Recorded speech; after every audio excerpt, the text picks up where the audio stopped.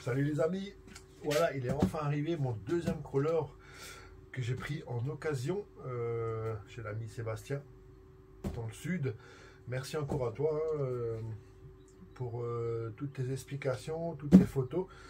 Apparemment la machine est en super état, il y a pas mal de petites options dessus. Et en plus, d'après ce que j'ai compris, tu es un ami à RC Life. C'est aussi un poteau, donc je lui fais un petit coucou aussi. Donc voilà, donc là on a affaire à un crawler, c'est le Element RC Knight Runner. Alors pourquoi cette machine? Parce que les nombreux retours que j'ai eu, déjà c'est une très bonne machine pour le franchissement. Moi ce que je veux c'est vraiment faire du crawler, hein. C'est pas forcément faire du scale, mais vraiment du crawler, m'amuser à faire des petits terrains des petites pistes de franchissement. Et on m'a dit que c'était une très bonne machine qui se comportait bien et surtout qui était relativement facile à prendre en main pour les débutants. Exactement le même principe que le TRX4 Sport que j'ai pris à l'ami PLS. C'est exactement pareil, c'est des machines qu'on peut facilement optionner, qui sont moins chères à l'achat à la base parce qu'il y a moins d'options dessus, mais par contre elles sont très fortes en franchissement parce que un peu plus légères et plus facile à prendre en main. Donc moi ça me va très bien parce que je ne veux pas devenir un pro du crawler, moi c'est juste pour m'amuser et puis c'est tout. Donc la deuxième machine, on va pouvoir s'éclater avec madame en même temps, ça va être cool, on va se faire un petit terrain. Donc voilà, donc on va ouvrir ça tranquillement ensemble, on va voir voilà l'aspect. Après au niveau technique, j'y connais pas grand chose, hein, comme je l'ai déjà expliqué en crawler, hein. Il y en a qui savent, qui font ça beaucoup mieux que moi sûrement, qui sont super forts là-dedans, hein. Toutes les chaînes des potes, hein, qui font du crawler, hein, je vous salue. Donc voilà, donc on a deux boîtes. Donc ça je suppose que c'est la deuxième carreau parce qu'il m'a dit qu'il y a une carreau en plus. Donc ça c'est vraiment cool. Alors, bon, on va commencer par là, hein.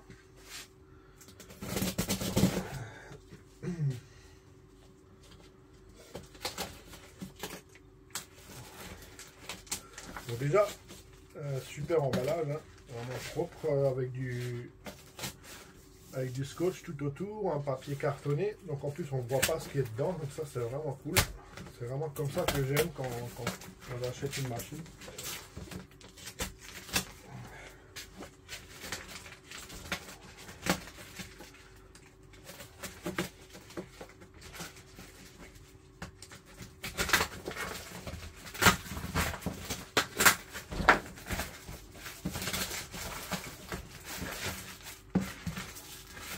Ah ouais, c'est vraiment méga bien emballé, hein.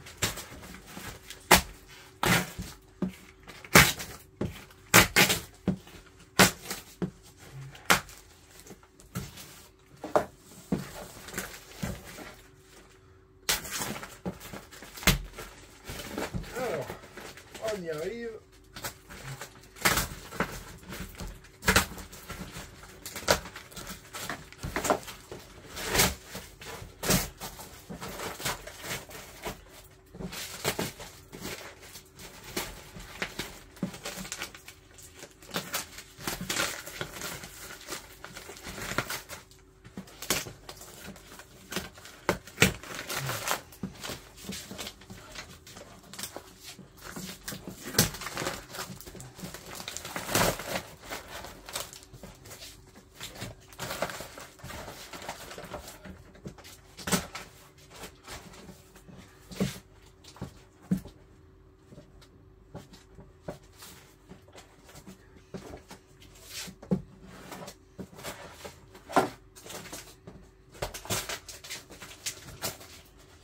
Bah, tu t'es donné de la peine, hein.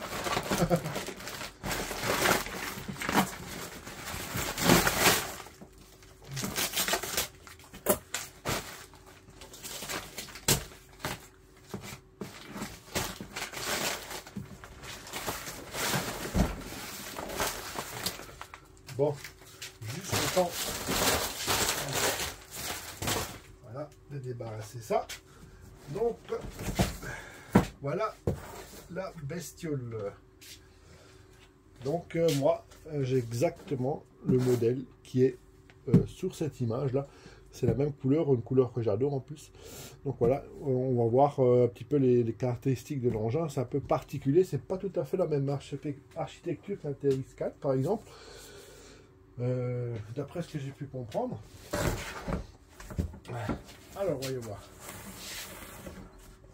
Donc voilà, ça c'est les petites infos qu'on peut avoir pour ceux que ça parle peut-être plus que moi. Hein.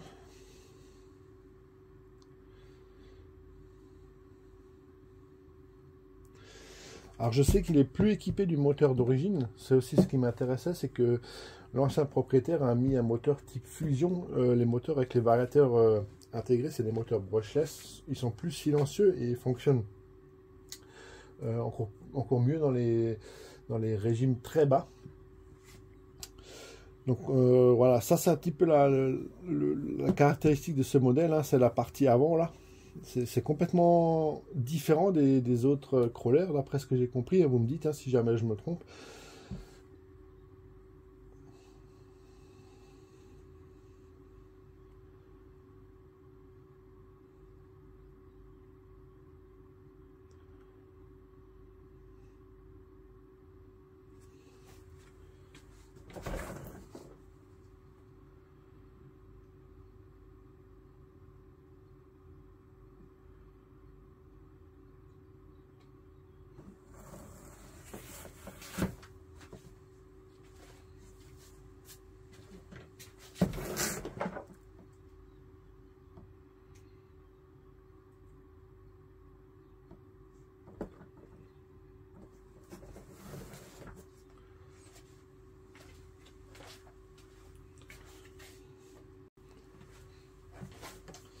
Alors, on va tout de suite ouvrir la boîte pour voir ce qu'on a dedans. Alors, ça se passe par là, je suppose.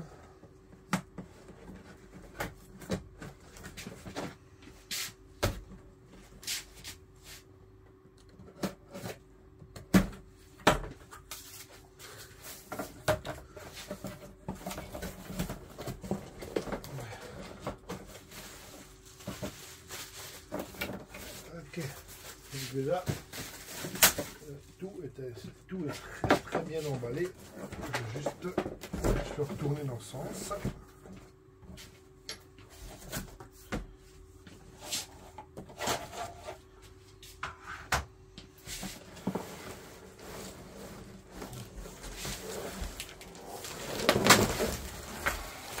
Oh la vache, elle va dire. C'est cool, en tout cas, il risquait pas de s'abîmer.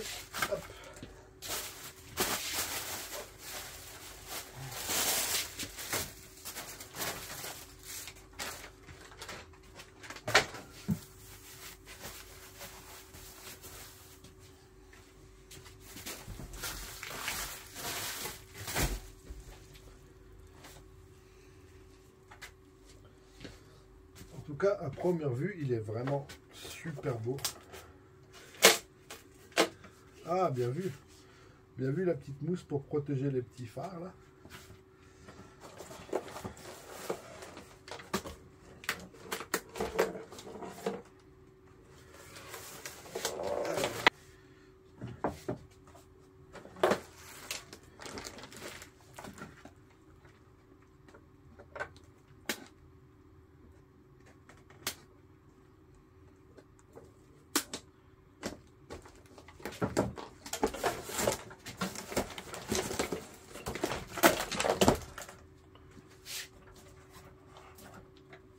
Hop, tu vas attendre là 2 secondes.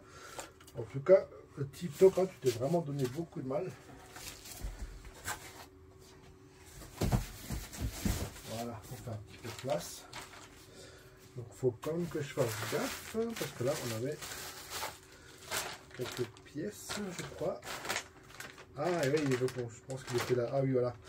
Donc je pense que ça c'était là-dedans, parce qu'il y a un petit trou dans le sachet. Je vois qu'il y a une couronne là, donc je pense que le pignon il était là.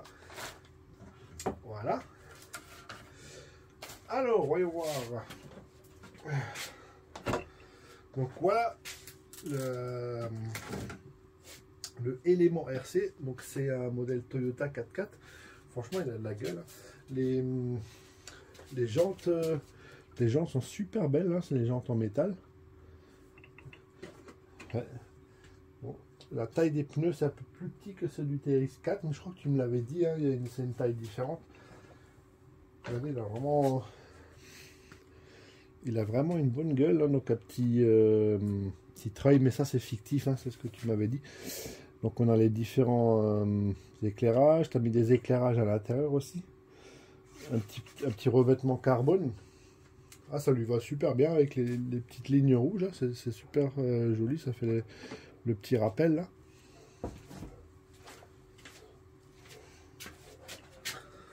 Ah bah, je suis bien content, c'est vraiment une belle machine. Vous voyez derrière sur la benne, il nous a fait une petite déco street avec des skateboards dessus dedans. C'est vraiment sympa.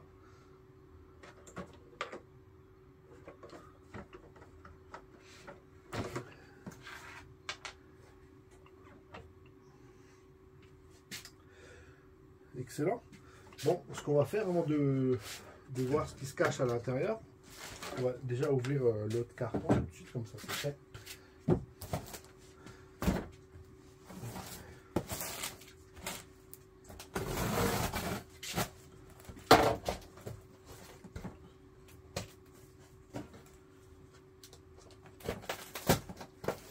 Donc là, j'ai pas besoin de faire aussi gaffe, hein, parce que c'est pas un carton de boîte.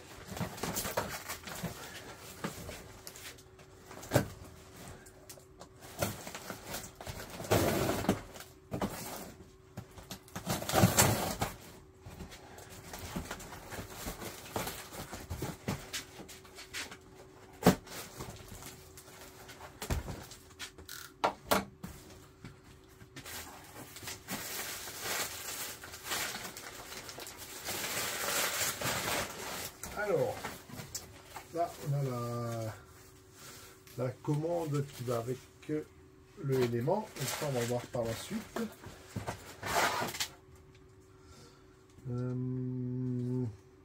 Je sais plus à quoi ça sert. C'est une petite pièce que tu avais fait en impression 3D. Je sais plus à quoi ça sert.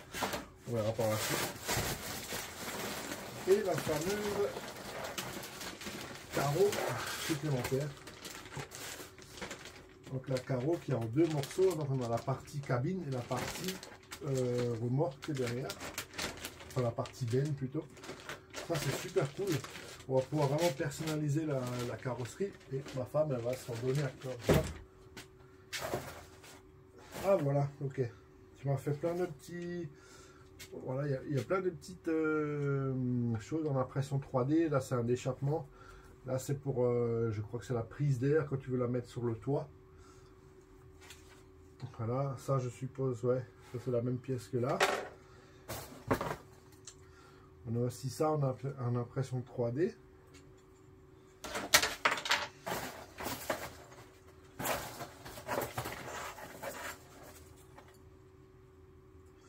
Voilà, il y a plein de petits trucs, il y a des phares en impression 3D, ça je pense que c'est la partie de la pièce d'origine.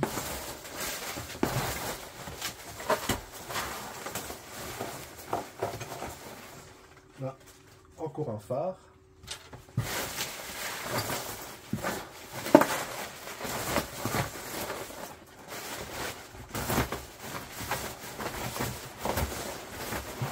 Voilà, je pense que c'est tout, vous voyez. Hein. L'emballage qui top, là, ça risquait pas de s'abîmer, pas du tout même. Ça, c'est super cool. C'est vraiment appréciable de recevoir des machines. Donc c'est une carrosserie qui vient directement de chez Element. Donc avec tous les stickers de décoration en plus. Non, c'est quoi, on va tout de suite ouvrir pour voir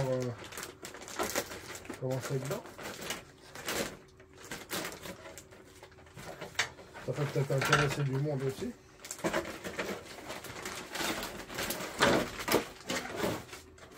Donc voilà, ça c'est la partie cabine, comme je vous disais. C'est cette partie-là.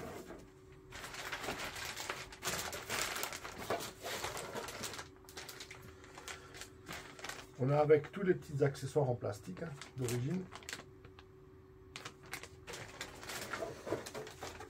La partie benne qui bien derrière.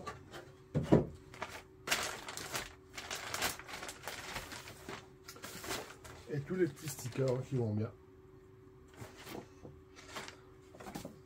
Voilà, stickers de décoration, donc on peut vraiment personnaliser comme on veut avec tout ça. Ça c'est vraiment cool, en plus ça me fait du coup une carrosserie en plus.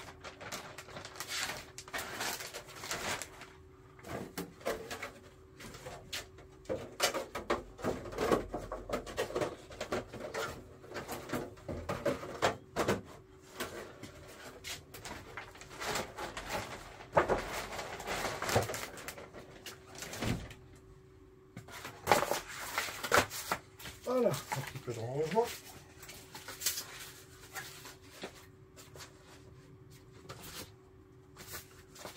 Ah ça, j'ai failli jeter ça en fait.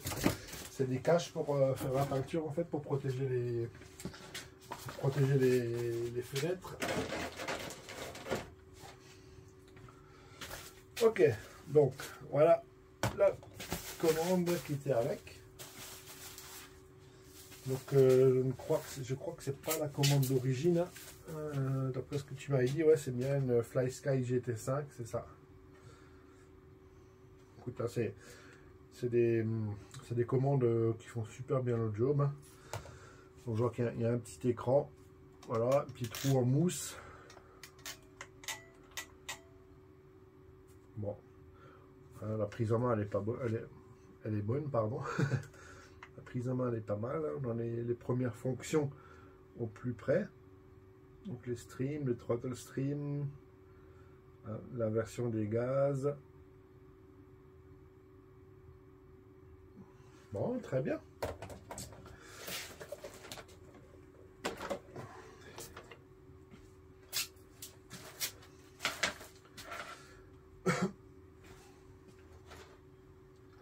Enfin, juste que tu m'expliques à quoi ça sert de nouveau toutes ces pièces que tu m'as fait en plus là en impression 3D. Donc ça apparemment ça c'est l'origine et ça c'est des impressions 3D que tu m'avais tout à fait. Donc on a pas mal de petites pièces de rechange, ça c'est cool aussi. Là, il y a aussi un pignon et une couronne de rechange dedans. Voilà, là, encore des petites pièces de rechange. Donc là vraiment je pars sur une bonne base. Voilà le petit livret. Ah, je suppose que ça c'était la. Ok, ça devait être la radio qui avait d'origine dedans.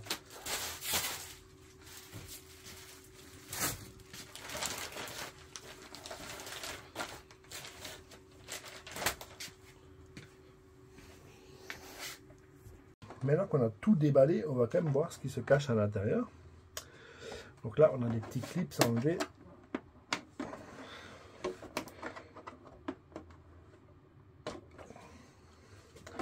Il faut que je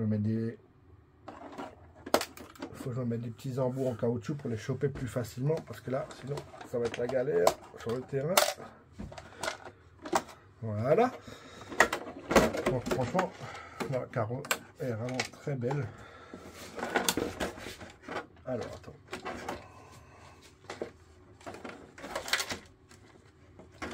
On va pas paumer les clips tout de suite.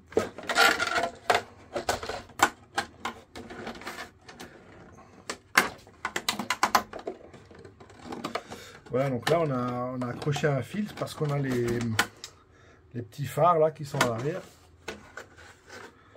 Alors comment je peux faire ça? On va faire ça comme ça. Voilà. Donc ça c'est l'antre de la bête. Donc vous voyez, comme je disais, un petit treuil fictif. Voilà, on a les éclairages avant, on a les éclairages ici aussi. Donc ça je suppose qu'il faut les fixer avec une des pièces que tu m'as fait en impression 3D, hein, je pense. Tu me diras, Seb, dans les commentaires, si tu veux bien, comment on les fixe, les feux à l'avant, parce que je ne sais plus. Tu as sûrement une des pièces qui permet de faire ça. Donc là, on a le fameux moteur Connect type Fusion de chez Hobbywing, avec le variateur intégré. Donc, la boîte, on va dire la boîte de vitesse. Donc pareil, celui-ci n'a qu'une vitesse, il me semble, aussi. Et le bac à lipo. Donc là, par contre, vu la configuration du bac, il faut des lipos assez courtes. Je crois que mes 3S que j'ai classiques ne rentreront pas dedans, quoique. Ah bah si. Ah, j'ai rien dit. Si, parfait. En fait, c'est la taille d'une 3S classique. Donc ça, c'est tip top. J'ai pas vraiment de 3S plus courte. Donc voilà, franchement, c'est super propre. Tout a l'air en très bon état.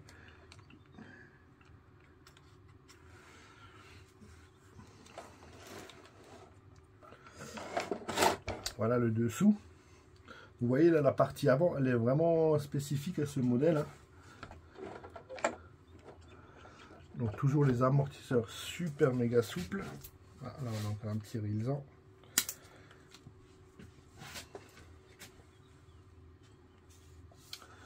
Voilà, même les plastiques sont vraiment très propres encore. Et on a du XT60. Ok.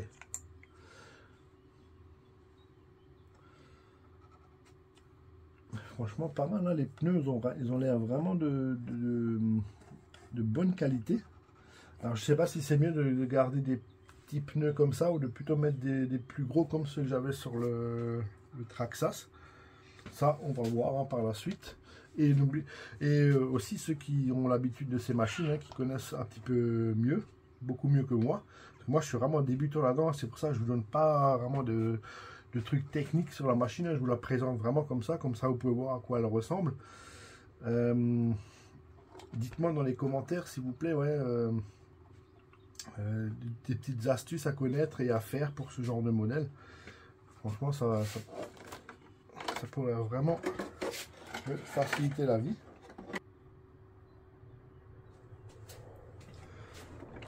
Vous voyez, les gens sont vraiment super belles, hein. Les jantes en alu là comme ça rend vraiment bien, la couleur est magnifique.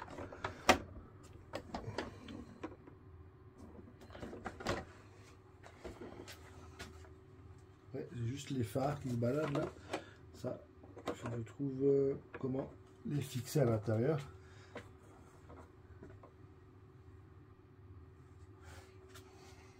Ah, ça devant aussi, c'est une pièce que tu m'as fait en impression 3D là, avec Toyota marqué. Ah oui, avec une rechange, ouais. Ok, super. Bon, ben voilà, petite présentation.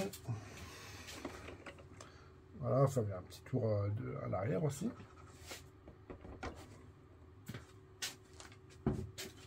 Bon, en tout cas, ce que je peux dire, merci beaucoup, hein, Seb.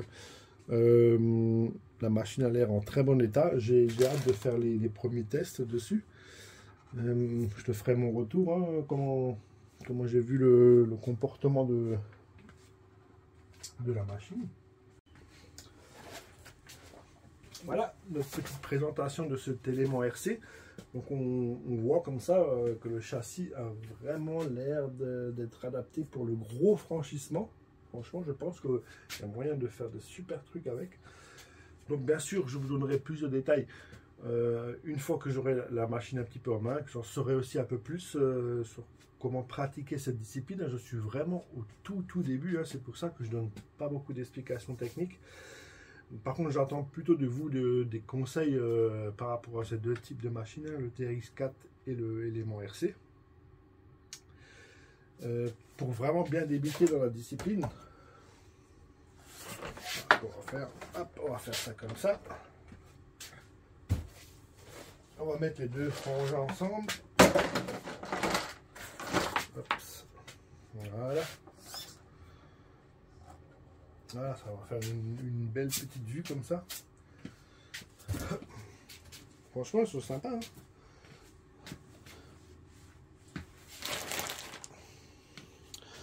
c'est vrai que là, il y a les feux qui se barrent là. C'est vrai que la carrosserie du Toyota de l'élément RC fait beaucoup plus réaliste en fait que celle du TRX4. Ils ont vraiment fait un super boulot dessus. sur le réalisme de cette carrosserie, je vois. Il y a vraiment des petits détails là. Ouais, tip top quoi. En plus là, avec l'ajout des phares, je sais pas si ça c'est d'origine ou s'il faut le rajouter par la suite. Je crois qu'il faut le rajouter par la suite pour mettre les vrais feux à l'intérieur. Sinon c'est aussi rempli, je crois. Et on a aussi les petits phares à l'avant. Tu nous as mis une imitation de plaque en acier. Là, ça c'est cool, là ça rend bien. Il y a un petit morceau qui a disparu. C'est pas grave, je vais essayer de retrouver. Ou si tu as encore un petit reste de ça. Pour compléter là, parce que franchement, ça a vraiment la gueule. Et les deux ensemble, là, ça donne juste envie de partir en croisade avec. Dans les chemins difficiles.